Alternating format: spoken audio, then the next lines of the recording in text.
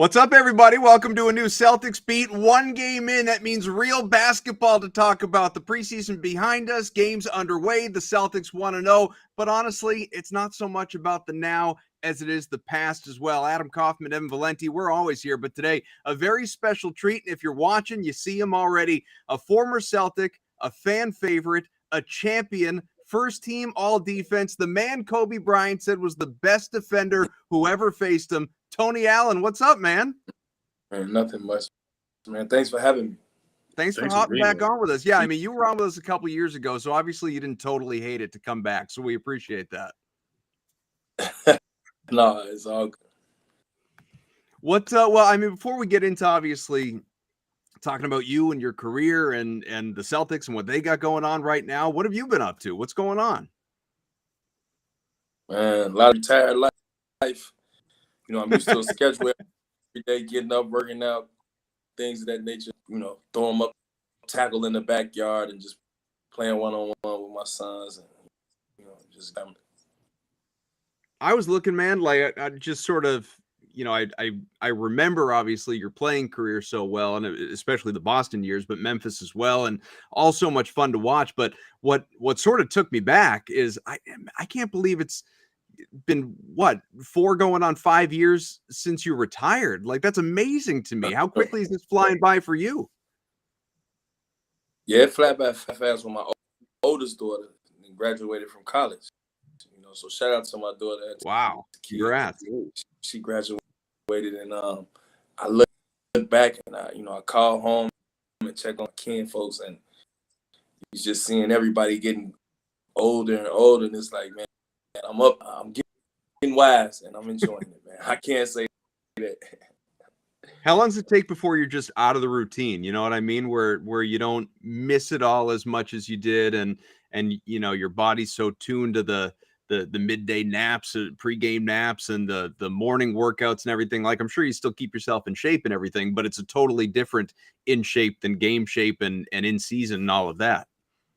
I'm definitely not in the best shape in the world right now, but I can't say I'm in shape from running around the house, want to play football outside, things of that nature. Those little fellas, man, because they can run all day. So, yeah. Big shout out to my son Andre as well. It's amazing. It is endless energy, little kids. For sure. Is there any pressure on UTA as a former NBA player to have your kids be awesome at basketball too? Because like, you're looking around, like I felt kind of old the other day. Like, I saw Paige's story. Akovic's kid is like a big time prospect and he's going to go to like Kentucky or something like that. Is there any pressure on you to? I mean, they got to be at least good at defense, right? I told my wife this. I said, I got to get somebody else to train. I got to get somebody else to be hard on them like Joe Jackson.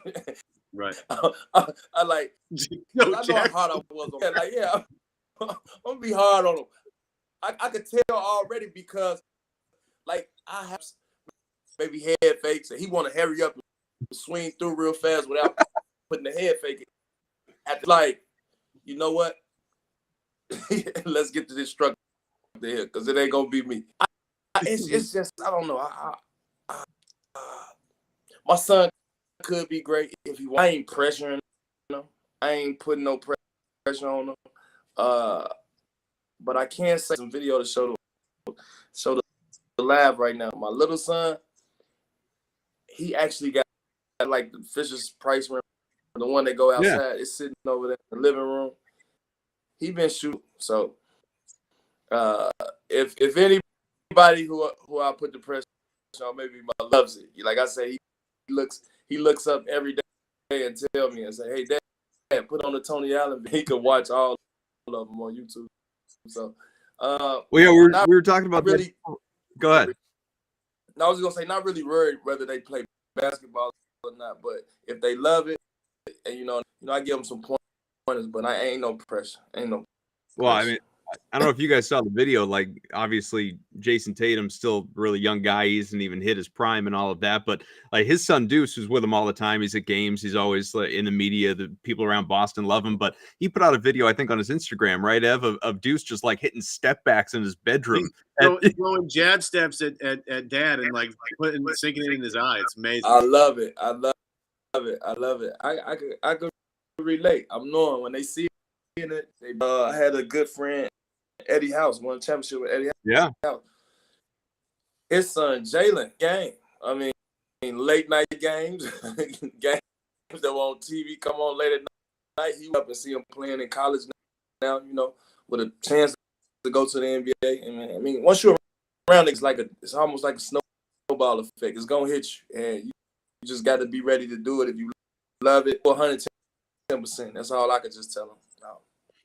You're gonna have to tell E House to hop on this show with us at some point. We'll make, you know what it is, because like you've been on a couple times, Perk's been on, we've talked to Scal, obviously he's working in the Boston media now. Like screw the current, let's just make this like a 2000 708 on through the I miss those Big Three era Celtics team podcast always.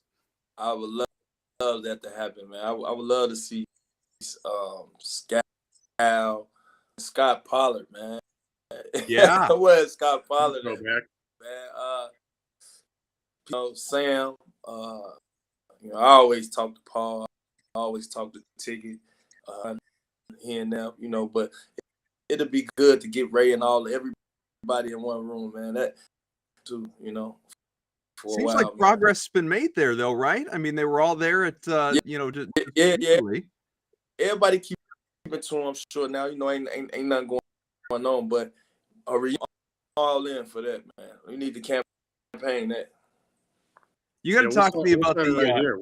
We're on it. We're gonna help put it together right now. Will be the campaign for it. Yeah, I know, like we've gone down a rabbit hole, but like you gotta talk to me about the Scott Pollard thing, because I don't know Scott Pollard at all, obviously, and you know him well. But what always I always find this interesting is that when we talk to like guys like you, guys that were with the team in that era, and reminiscing and telling stories, and multiple documentaries have come out about that team and the championship success and everything. It's Scott Pollard seems like sort of that like unsung, really popular guy on that team that is just way more popular amongst all of you than you would think. You know what I mean?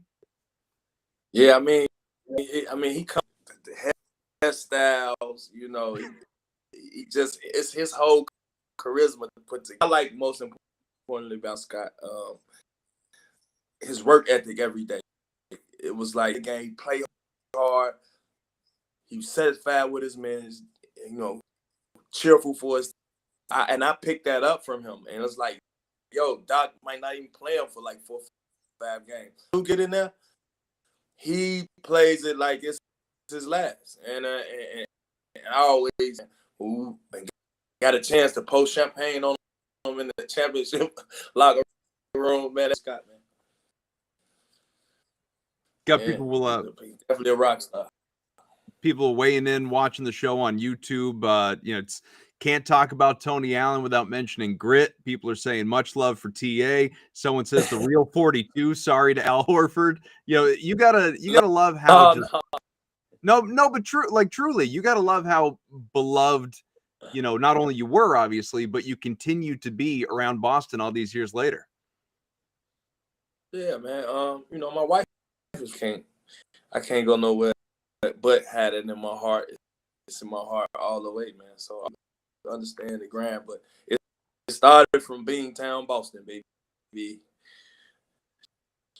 Yeah, it's always fun reconnecting with older players, but like to have an impact like you've had, over the years, you were a fan favorite, and it's the energy, it's the hustle, it's the grit, it's all that stuff, and not to.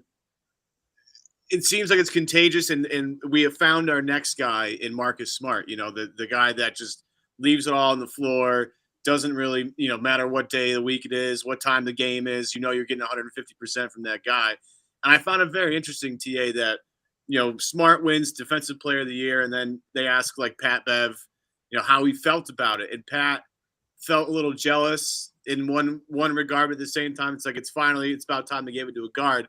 So I want to get your thoughts on this. Are you more happy that they finally gave a guard the Defensive Player of the Year award, or are you more like, hey man, like I should have won that thing years ago? No, for reasons now that like I think a guard should have won a long time ago. Like we pay, like guys like myself that paved the way for guys like him to get. I'm just happy that he took that style of play, fought, did the intangibles, diving for the loose ball, 50. He wears so well. You get what I'm saying? And plus he's from Oklahoma State as well, so that's out of school anyway. But I thought it was time anyway, man. Yeah, I probably could have won it. Marcus win it. You know what I mean?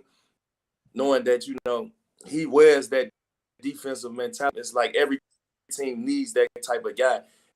And what makes him so great at winning him open, three-point wise needed. So he's the epitome of the 3-and-D in today's area. I was excited. I was excited. About time for a guard again. I don't think nobody won it since GP. GP was the last guy to do it. GP, yeah, see what I'm saying? So yeah, however many years that was, shout out to Marcus Smart for that. Should be run up again for this year. How closely are you, watching the league these days? Like, are you up at night after the kids go to bed, putting on League Pass and watching around the, just sort of surfing around, seeing what's going on, or watching a game of the week or whatever? Or you, have you taken a step back from it all?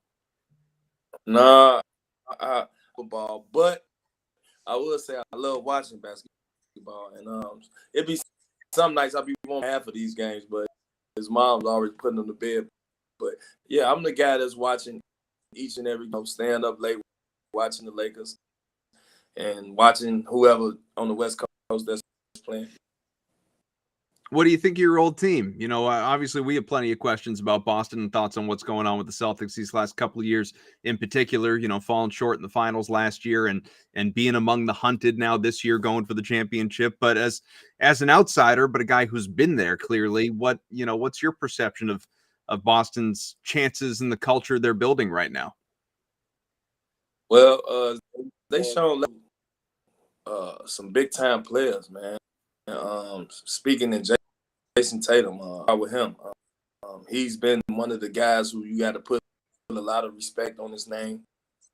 Been battle tested, kind of fell short in the finals, but I think that's driven him even stronger. You saw how he finished on opening night with 35 points. That was big. I mean, as you know, who get to that level, they just be done for it. But this guy looked like, and right alongside with Jaylen Brown, he had that same mentality yesterday. Those guys come mentality, and it's contagious. It get guys like Grant Williams wide open, ready. They so much work offensively. As we know about Marcus Smart, we just the 3-and-D swagger so well. But this new addition with Mal, I'm looking forward to seeing that. Mm-hmm. And obviously they top heavy when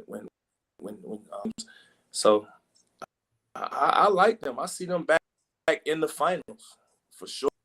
No one's as well equipped as them, I believe, and just tasting that success, a little more hungry. I think there's so many interesting parallels between where the Celtics are at now versus, obviously where they were when you were there in terms of the ascension and the years it took to build. And obviously, like, you guys, there was a little bit of the, like the tanking earlier on. Don't bring it up. Oh, don't. No. I know there was a little bit then. There's none of it now. And but then you guys were able to get into it. No, hey, you want a ring? Who cares? It's all good. But that's what I mean. I'm going somewhere with this. So you guys win a championship. You guys win a championship, and then you fall short after the fact, obviously. But it was that defensive culture that guided you, not unlike what we see right now. But another area that is a parallel in some ways is kind of like you mentioned Jaylen Brown. He had the 35 points opening night, and he continues to be on the ascent. But one of the big offseason stories, obviously, was like, are they going to deal him for Kevin Durant? He's been mentioned in trade rumors in the past for Anthony Davis, for Kawhi Leonard. And I wasn't even really thinking about it until you were sitting here with us. But the Ray Allen comparison, like, obviously Jalen's on the upswing. Ray's best years were behind him at that point, but he was still, you know, a really strong player, a contributor, part of the, you know, the big three, the you know, the figureheads of that team, but continually was in trade rumors. Danny Ainge, I mean, he was trying to trade him at multiple points until Ray finally, and you could take us behind the scenes, but Ray finally was like, you know what, like, I'm good, I'm out, and he goes to Miami, and then everything that happened after that. But how does what you experienced then with Ray sort of compare to what we're now seeing with Jalen trying to put this stuff behind him? Well, yeah, I mean, obviously they got a lot of stuff they need to climb it up right now.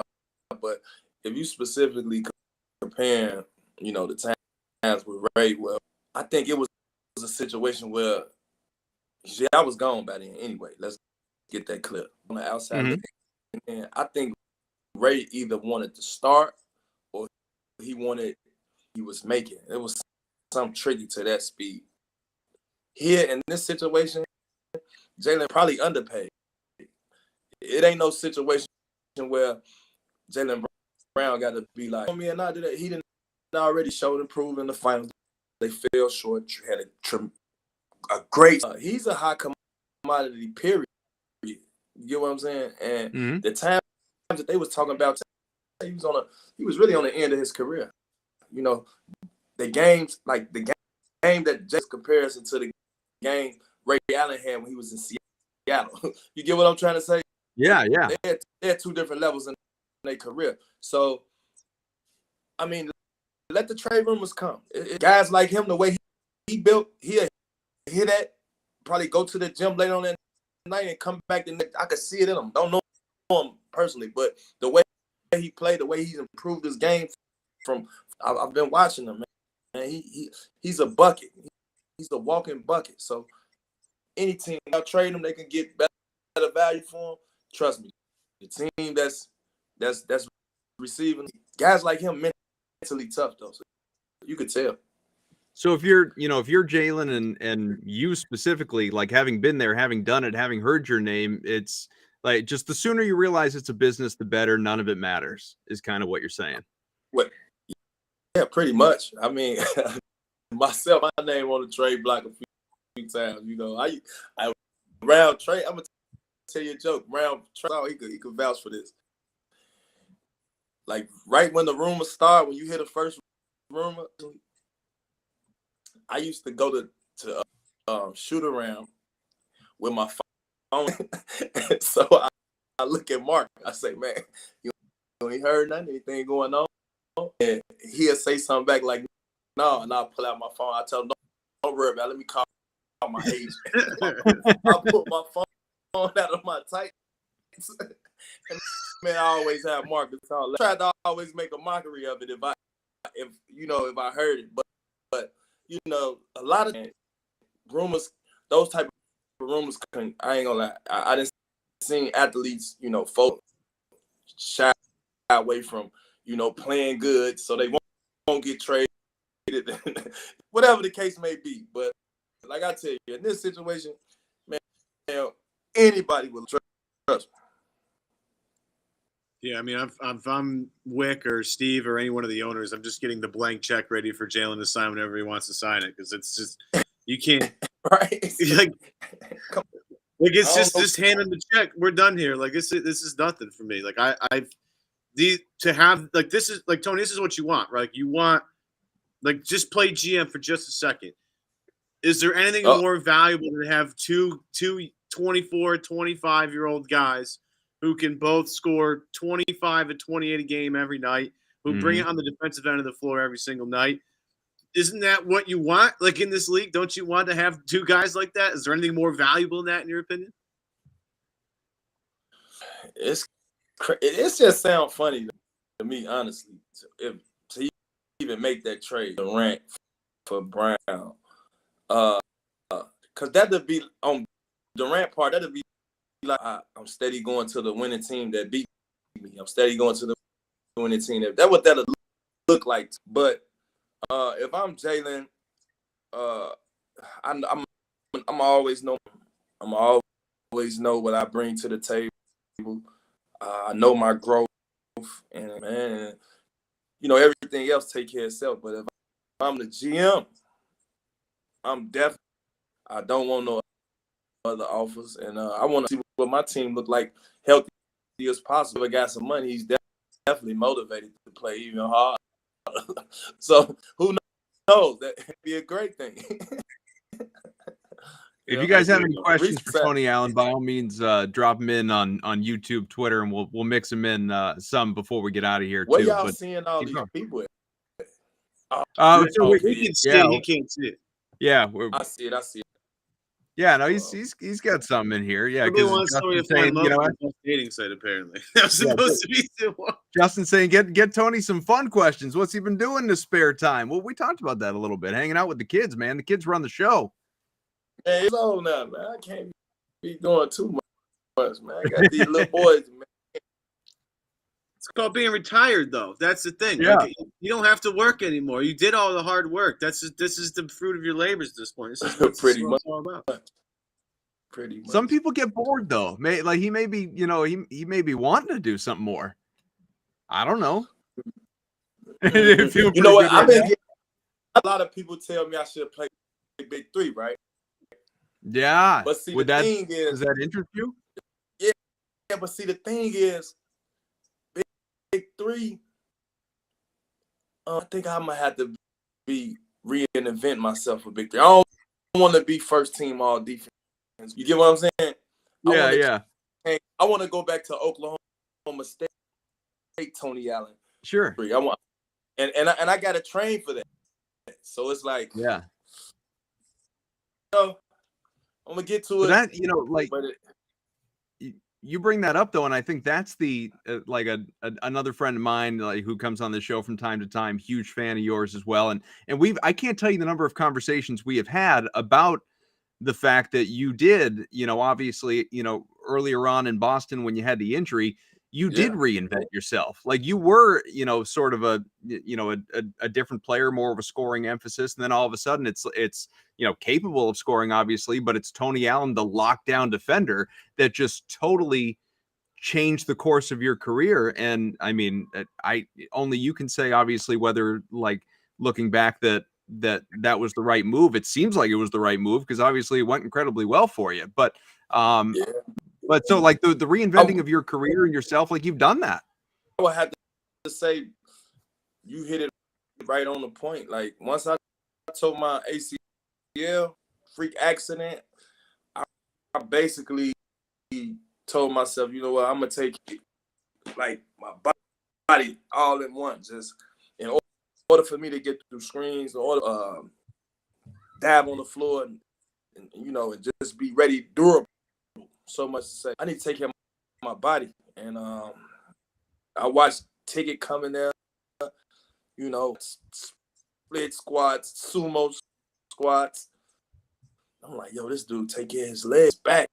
He take care of it's like it's everything on his body, and it was like, man, and that's what I did. I'm like, okay, now I can't jump as high. Well, I can jump. Never was no knockdown 3-point shooter, but I know one thing for sure, two for certain, no one outworked me, you know, and I think that was more so like we know Kobe, you know, who would, you know, get like 50 or 60 on you, you know, those type of, you got to get ready for them caliber, and I think that's what I dedicated myself to, and being because of guys like Kobe.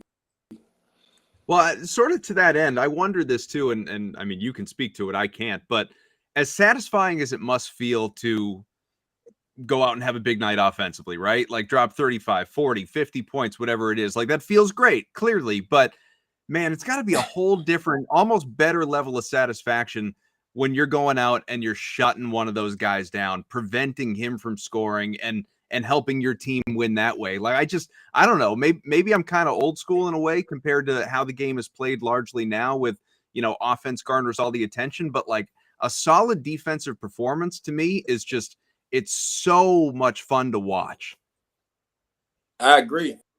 And a play that goes on offensively and I know what a person could have done that bucket from being a game winner.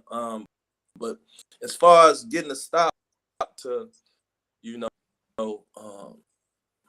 just it not showing up on the stat sheet, but the GM see it, the other coaches see it. And that was my whole thing in playing, like what the maxed out prolific guys really can't. And alongside Paul Pierce, I kind of think he used to amp me up the battery in my back to the point where he used to tell me every day, like, yo, you stick me every damn. It should be a free fall with these other guys. Like he used to actually tell me that. So I'm like saying that one day, and I just took that mentality of no one's gonna outwork me. Stick Paul Pierce every day. This man damn nearly invented back look cool. He's been one of the top scorers in his career, his whole career. All time, I'm thinking to myself, like, you right. They average. And that was the thing though is that was my thing. The thing though, like that's all mentality though, right? Like you taking pride in being like, no, that guy's not going to score me. Like that's just not nearly as fun, especially now when everybody's watching Steph shoot from 38 feet and score 50 a game. Like people see that, like that's fun. We want to do that instead. Like they don't understand that defense is really hard work, like super hard work. And if you get to the Tony Allen level of hard work, that's like knowing exactly where this guy's going to be at what specific time. I got to fight through 3 guys to get there. And then maybe if I get there in time, maybe he'll miss a shot. Like you have to be okay with failing sometimes, right? You got to be okay with working through a lot of the BS. Like it's just not nearly as fun. So my question, I guess, revolves more around like is defensive mentality something you're born with? Like that's just like who you are as a person, or is that something you think you can learn over time? Well, I had to say is but the way I grew up, like I always had a point that didn't like getting scored on. And where I grew up at in Chicago, it's funny because we was just talking about my documentary, made me think of this. The Pro-Am, all the best players that ever played in Chicago that went to the NBA, Michael Finley, Quinn Richardson, Darius Miles, Antoine Walker, Marion, everybody you name, they've been up to this Pro-Am. So we playing the Pro-Am, right? They cleared out. It's like an isolation. Like when the game get tight down 7 minutes, and it's an isolation. You probably see a lot of this stuff at the Ruck. Once you get scored on, right? So we got that same type of environment in Chicago. And the Pro-Am, like I always told myself, like I'm not about to let nobody clear it out, cross me over in the gym. You get what I'm saying? So I think it kind of started from back then. And one year that I played in high school, I could remember, like I used to always hunt the guards that was like, if you was better than me, averaging 30, 40 points or whatever you did at AAU, I see you won't have it. And that just been in me from that point. You get what I'm saying? To go at each level and try to master defense at each level, you got to give your shouts out to Eddie Sutton things and, going with the opposite hand. Well, actually, he told me to go with the inside hand. I remixed it. I go through the passing lane with the same hand. I want to tap it. However, I got to get out to Doc as well, because Doctor, like, hey, you want to play, you need to be doing what Paul Pierce and Ray Allen is not doing. These boys ain't playing no defense. I said, let me go give me some rebounds. You see what I'm saying? And just be a professional and team guy. You get what I'm saying? Mm-hmm. Help the team in whatever type of way. And don't mean to be. That's what I think. That's what I think Russell Westbrook needs to do right now. You know what I'm saying? Getting his feet wet to be the guy that we all know him to be. I don't want time. See how that feel. You know what I'm saying? Hey, it works. It works, man. But no, other than that, man, defense is just why I made my living. It helps. Like I never really had no offensive woes, but I pretty much hunted my defense to be the offense. Mm-hmm. Yeah. It is interesting too. Like everything that you're talking about, you brought up Malcolm Brogdon before too, and such a good fit clearly with this team. But another guy that's he's come in and after that midseason trade or rather offseason trade, and he said could have gone to Toronto. He chose Boston. He felt the Celtics were that much closer to a championship. And this is a guy who he could have, whether it was stayed with Indiana or gone somewhere else, like he could have started. He could have averaged 20 points a game. He could have, continued on the course that he's been on. He's still in the grand scheme of things, he's a young guy. He's not like a, 35, 36, like a Blake Griffin who's, at the end and chasing a ring and just let me do my part. Like Malcolm Brogdon didn't have to be that guy yet at this stage of his career. He chose to be. How, he humbled himself in the, in deference to winning, obviously. And just how important is that as a mentality, what you were just talking about, to really fit and mesh and help get you to a championship, to, as you put it, be willing to do the things that some of the other guys aren't doing and just filling your role and playing it to the best of your ability. Yeah. With just seeing your peer groups, win championships, win, get high praise. You get what I'm saying? And everyone knows it's the finals. It's no other level of basketball, I believe, season nothing, but I know that's the highest intensity that I've been a part of, and it goes down to paying attention to detail. High class organization, and Boston showed me that, to the hotels we sleep in, to our travels, the nutritionist, weight room guy. It's so many behind the scene things that come within, want to be a part of, what's going to be great and winning the championship. And I think what Malcolm did was organization. He saw those other guys, Jalen and Tatum. He saw from those guys go in. He saw those guys get in there and I want to win, could do for the team. I remember it was chatter about those guys couldn't play with each other at one point. Mm-hmm. Yeah, for years. For years. And so now Malcolm been watching that, I'm sure. He's like, yo, I could fit along with those guys. He play them what, 4 times a year? And it was one of those situations, I believe, me just talking, I don't know. I believe I could be that backup too. I could be that backup defender when Mark is getting in foul trouble. You know what I'm saying? I could be that other piece to fit into the puzzle. And I'm glad we got him, man. I'm glad Boston got him. Our guy, your guy, Cedric Maxwell, he's out there watching along on Twitter, by the way. You want to shout out Max at all? Oh, big Max. What's man? Hey, tell the Boo Ray for, man. Ask Max what he want to boo for, man. What's good, man? That's my boy. You gotta love Max.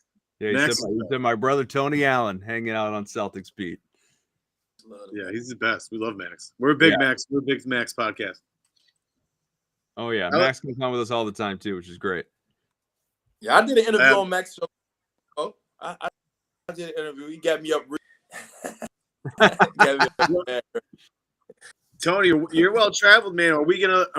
One of my favorite things of your post career has been you doing studio stuff with Chris Vernon. Are we gonna have any more of that, or is that done? Because that's like some of the funniest. Yeah, no. I'm looking forward to jumping back on there in the beginning of this. I just gotta talk to the people I need to talk to get that in order. But yeah, next year. Yeah, good. We need more. We just need more Tony Allen in our lives. That's all I'm saying. We just need more. Oh man, hey man, I'm available, man. I'm available, man. Whenever y'all want to have me. For real. Appreciate that. No, for sure, and we'll continue to reach out. We're not done with you yet here. Let's keep talking about let's go. This. What we doing? Let's keep talking about this team a little bit. We talked about where they were last year, where they are this year, sort of the culture, all of it. You think they're going to be back there in the finals? Everybody out there listening, watching, either agrees with you or hopes you're right, and get banner 18 up there in the rafters. Does the offseason turmoil, and I don't even mean the Brown trade rumors or even the Gallinari injury or Rob Williams situation right now. Obviously, I'm talking about the coaching situation where you lose a guy in Ime Udoka, suspended, but most people don't believe he's coming back. I don't believe he's coming back. Obviously with him, the success, the buy-in that he got from the players last year and getting to the NBA Finals, and now you have a new guy, a guy who's the players seem to love, and he's been on the bench for a few years. He's not like brand new to the organization, but he's new to being a head coach. He's young. He's 34. He's younger than guys like Al Horford. He's never, prior to that opening night win over the Sixers, he had never been a head coach above, Division II in Fairmont State. Does any of that matter, or is this team just such a kind of well-oiled machine and already has sort of an inherent belief in Joe Mazzulla from their previous relationships in his assistant coach role that everything is just going to transition seamlessly? Yeah, obviously I want to say just how they bounced back first game, pulled through together, being short a few guys and to the finals. I just believe that this is the best time for them in a time like that, and I think they started off in a good start in doing that because at the end of the day, it's a task that's still to be to get handled and get to the finals. But coach, it's on autopilot. That's the system pretty much laid down. Those guys had great success in, and it's nothing for with a guy who's known these players and watched these players grow. And everyone, they know they first option from the second option to the third option and so forth. I can go out there and coach if you want to. Yeah, those guys, I mean, they veterans now. I think this is the time now, though. Going from pups to big dog. I think this is the time now where they need the elite. A lot of noise, a lot of people could feel sorry for you. A lot of people, they not. This is the time for them to break up out of their shells, and this is our team. We need to be back there, and hey, we mean to make some noise, not just for the Celtics. If they want to get banner 18, that's what I'm saying. It's going to have to be so big. I know they've been playing well, but it's definitely another level, as you can see when they lost in the final. Yeah, that's what I believe about them guys. How much you alluded to it sort of joking, like, well, I'll step in, I'll be the head coach, but like truly, like it's a debate people have who didn't play the game that people have all the time, the importance of a head coach, because talent just, more often than not, you look at the history of champions in the NBA, like it's the best players win the titles. Talent wins out in the NBA. You got those stars, they're going to carry you. So, and I always go back to like when Luke Walton filled in for Steve Kerr, the Warriors still went like 42-3 or whatever the hell the number was. So, and Luke Walton has not had any success anywhere else. So how important is a head coach? I'm going to tell you what head coaches come in key at, because it's been a lot of games. I ain't going to lie. I just saw a lot of games where coach said, run what? Yeah, hold on. We're going to run this. It worked. Every time, Doc say, yeah, keep running that. Run that again. You get what I didn't think that happened because everyone on the roster, we all knew the offense 4 years or what, 2-3 years or what have you. When we lost in 10, it was just like had his own playbook. He was out there like Tom Brady, just playbook on his arm. Like, all right, we're going to run this. Who got it going? Paul, you got it going? Okay, now, Ticket, you got it going? He was just going on his own. So I wouldn't say you don't need him, but in times like out of bounds timeouts, you down 2. Coach need to have some real sweet and nifty for us to get a quick bucket. Coverages. You know, sometimes the pick and roll don't go as planned as in shoot around. Okay, instead of blitzing the pick and roll, we just gonna show up a little, cover up the space and make them pass until it comes out of his hand. It's certain things that you do as a lot of people don't see. You know what I'm saying? It's a lot of mistakes, in-game adjustments too that people hurt them. Like, you get what I'm saying? Mm-hmm. Let's say overshowing on the slip is there every time y'all overshow. The split is there every time y'all try to overshow. We getting the quick time to do that. And as coaches, you got to make those on-fly adjustments. Not the reporters will be right in your face after the game. So yeah, why didn't you double MB was? You get what I'm saying? Mm-hmm. Those type of things you gonna need that glove, and I believe that everybody needs that. Now, am I gonna be able to? I don't got no out of bounds time out that I just know gonna work. So let me stay out of coach. Stay out of coaching. Yeah, but you can still be a defensive coach. You know what I mean? There's still value in that. Thibodeau made his entire like not career out of it, but he was the defensive coordinator, and now he's coaching the Knicks. He's been hopping around. It's not like we can't find room for you somewhere. No.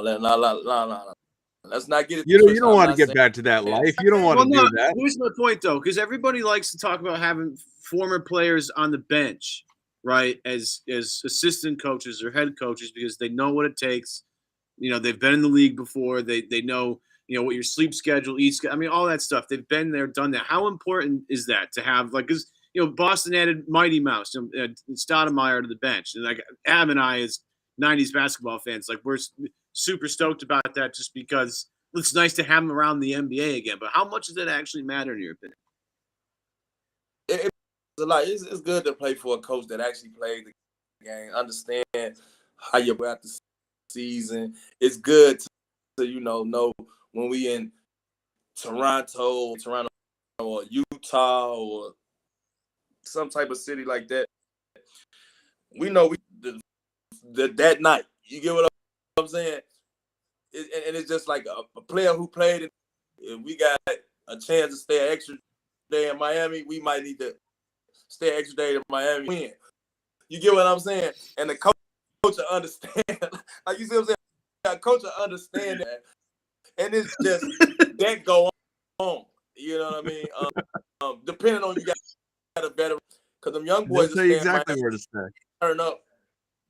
The young boys stay in Miami the next game and just be fine with it. But see, the veteran teams know how to get in there, how to get the win and get up out of there. But the coach would know, all right, these type of cities at the same. I don't want them to stay over in Miami. We gonna hurry up and we on the plane as soon as the game before we get out of here.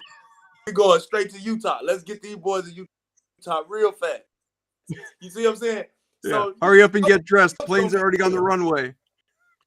I promise you. But see, the coach playing, he gonna do some off the court stuff, but a few off the court things. But man, coaches that actually they got that chance.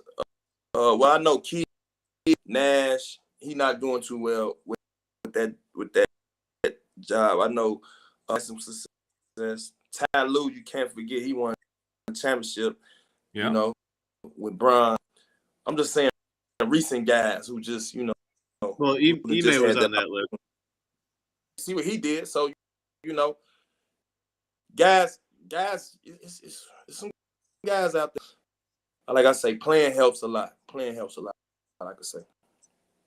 One of the big stories in the last week anyway was that Grant Williams and the team weren't able to reach a an extension on his rookie contract, so he'll be an RFA, and not a big deal. Like I really do believe that Boston wants him and will probably match him. But were you surprised at all that Grant Williams elected to bet on himself and play through this year and obviously had a figure in mind, whatever that number was that he wasn't budging off of? No, in the way today's game has been going, I think a great job in being a professional. I think he came out last game, he was solid. Case, he believed he probably want more. The team probably believed this because they got other things that they just need to let all play out. But it's the NBA. Hell, I think I played my fourth year all the way out. You know what I mean? And that's sometimes the cookie crumbles like that. Thing is now just staying positive, being professional, and healthy. That's all. It's how scary is it playing that out though? How scary you've done it? How scary is that? Like, is every game like are you a mess? Like, no, listen, I'll tell you a funny story, right? So I was in Vegas working out. I think it was wait a minute, you get your fourth year. How I go? Explain to me how I go. Your third, or it's your fourth third year, you're eligible for an extension, like because the early extension, and then the next year you can go to free agency, but the team that has you can match you the restricted free agency part there, right? I get that right? Yeah. I forgot how I went with my contract back then. All I can remember is I was out in the summer working out with Joe, working out all the pros in Vegas at this. He used to be at IMG. Y'all that name up. However, I had missed the workout with Paul. Getting up at 10, but on this specific day, he wanted me to get up at 7. At like 9:30, he in the full sweat. So now, but I'm stretching. I'm going there and work out. So I'm about 5-10 minutes into the workout. All I is Paul saying, "Bro, you ain't get here at 7 in the morning. What's wrong with you? You supposed to be at 7 in the morning to play. These people ain't extended to you. Supposed to be here at 7 in the morning." Right? Now, man, he's saying this around a whole bunch of other pros that's in the NBA. That's work Davis, Coutinho, all those guys. He's saying this at a time that like, yo, they didn't pick up my option. They didn't extend me, and it was a wait till like October something, and then they pick it up, or they extend. And I can just relate to my boy Williams. This gonna be the best time to be focused in. This is the best time to be focused in. Remember Paul telling me that? Like that whole, I think next 2 weeks I got in the morning and made sure I didn't miss not one. Yeah. You get what I'm saying? You get what I'm saying? So, yeah, absolutely.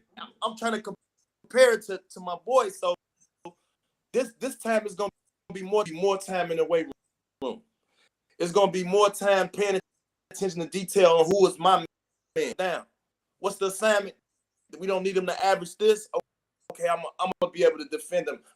I'll make him get in foul trouble, and and show the team every night in, night out that I'm the guy. It ain't gonna gotta look no past me, and that's gonna take a whole lot of mental toughness. We'll see, man. We'll see how I go, man. But big shout out to B, man. Bet on yourself, man. I'm not. That's just scary. I can't imagine. Like, I just can't imagine having a huge chunk of my career earnings riding on me staying healthy for 82 games when injuries happen whenever. Hold on. Answer this. If we the best, we call ourselves the elites, the best in the world. Oh yeah. Mm-hmm. Of course I'm gonna do that. No, I don't got no injuries. I ain't got ain't no screws or nothing. My biscuits, right. tears, ain't no. And I wish I had some wood, knock on wood, so one. But I'm saying, feel you feel like that when you feel like that, like let's go. Yeah. I just come on, man. I guess it's a confidence thing, man. If it wasn't going to screw my knee, I probably still think I could play right now. Yeah. That much confidence. That's how much confidence you gotta have to. Not only mental toughness, you gotta have confidence. This is a big boy league. Yeah. You gotta be able to miss 10 times and know the 11th one's going in. You know, exactly. Exactly. So unfortunately, I don't have that kind of confidence about anything in my life, TA. That's my problem. Man, Tony and I are both 40 years old, born a couple weeks apart. He's talking about still playing in the NBA if he didn't have a screw in his knee, and I'm like grunting when I bend down to put my shoe on. The hell are we doing? I hate when it rains, man. Man. Yep. That's the reality. That's the stuff that people don't talk about. The weather effect. Absolutely. Too damn cold to walk the dog today. Any update on the big fella, the other Williams? So the last Rob update that we got was Brad actually was on the radio yesterday and said that their timeline hasn't changed, which means we're talking like, late December, early January before he's back in basketball activities. You tell me, coming off a knee procedure, when they say 8 to 12 weeks to return to basketball activities, how long until we should expect him actually back on the floor after that? How fast he came back in the playoffs and he played on that thing. It's kind of scary. He didn't win it because of that reason. Now, let's remember this moment because him at some point too. Let's just remember he sacrificed. He sacrificed playing on that knee. Yeah. Remember that. He sacrificed. Hopefully they take him no matter how he come back. But I'm hoping take your time with that recovery. This is the league. I'm good that we talking about this because this is the league where it's like you can chill. You hurt? Oh, you take your time. Relax. I came up in the era when I used to get hurt. Guess they used to tell me when I used to get hurt. They said, guess why I used to ask you, do I need some cookies? Because they think I was me. You get what I'm saying? Oh, and you would be considered. You be considered like a if you sitting out too long for like a twisted ankle or something. I'm saying it's different now. You know what I'm saying? So I'm hoping he take his time and come back and be a defensive player of the year candidate up for one. If he get his game and his body in shape, I could see him averaging 3-4 blocks out defense for one of them type of teams. I could see that. He definitely changed games. And he played solid for a big man on one. Oh yeah. No question. I mean, Ime during I remember I think it was when they beat Miami, and Ime after the game, I think like when they were just talking in the locker room was like, I think he pointed out Rob like right away. He goes, we gotta give it up to Rob. He's playing through hell right now. You could tell like he wasn't the same guy, but like Ime right from I think the first thing he said when they was like, hey, congratulations, we're going to the NBA, whatever. He goes, we got to give it up for Rob because he's playing through hell right now. And you could tell that he was hurt. I mean, he was really not the same guy, but it almost didn't even matter because he was just trying to leave it out there. Oh, man. Hey, they y'all reading comments? Yeah, I was looking at some of those. We're getting there, yeah. So, they're skipping, yo. What they said. It happened. Yeah, a little, hey, the Wi-Fi's it is what it is. We can hear you. You're good. We're getting through it. No, look, and we're gonna get out of here because you've been with us for an hour and we greatly appreciate your time. That comment from Nick that you're seeing in the chat, by the way, is our boss, and he's saying that you need a podcast. So if you're looking for something to do, and we got a network here, man.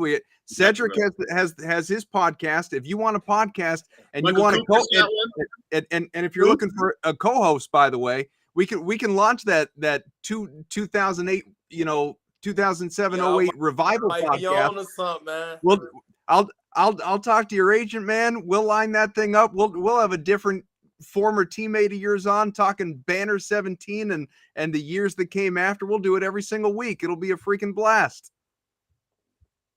Yeah, the real to come back. Yeah, so I can understand that, man. I got a whole lot of stories.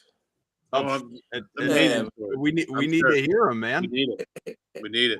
Yeah, we'll talk off air a little bit about this. See what kind of project we can put together. But Tony, we got to bug you to come on with us again at some point, because this really was a ton of fun. Man, whenever y'all can have me, man. Y'all know the hours to hit me up. We got to send TA a Blue Yeti microphone in the mail. We just That's right. Yeah, we'll get him hooked up proper. Yeah. Well, that's right. I gotta work on that, man. Get it set up, man. Get you a soundproof studio. All you need is one of these things. That's it. That's it. You're all set. That's all it takes. You'll be fine. Yeah, man. Well, man, I appreciate y'all having me, man. Oh my God, it's been an honor. Normally around this time, I'm either trying to curse out my driver, find out where he at, making sure. So y'all, I'm about to call him when we get off this phone. But man, I really believe the Celtics are going to be for, like I said, with the addition of Malcolm, Gallinari getting healthy, and Big Fella getting healthy. They're a little more determined. Like you say, B. Williams playing for contract. Still 3-and-D mentality. Yeah. And I think I'm definitely want to get back to that promised land and get a do-over, win that championship. There's another banner up there, man. Absolutely. All right, we want to thank everybody. Before we go, though, hang on. Yeah. If it's Memphis, Boston in the finals, what do you do, TA? Memphis. Oh, that's a good question. You probably ask that question first, man. Oh, well, that's a good. Your numbers up there in the rafters in Memphis, isn't it? Hell yeah. Yeah. We plan on doing that next year too. But what I had to do is I'm gonna have my wife's jerseys. Yeah. Four right here and the 9 right here. Yeah. She gonna make it one. May the best man. That's it. Win. Yeah, you get the half and half. Tony wins regardless. No matter what happens, TA wins. That's right. You know what I'm saying? Thanks for having me, man. Much love, brother. Absolutely. Rate, review, subscribe, all that good stuff we like to share with you. Shout out 47, by the way, for this hoodie. This is pretty sick. Thank you very much. And that was Tony. And I'm Adam Kauffman. We'll catch you again soon.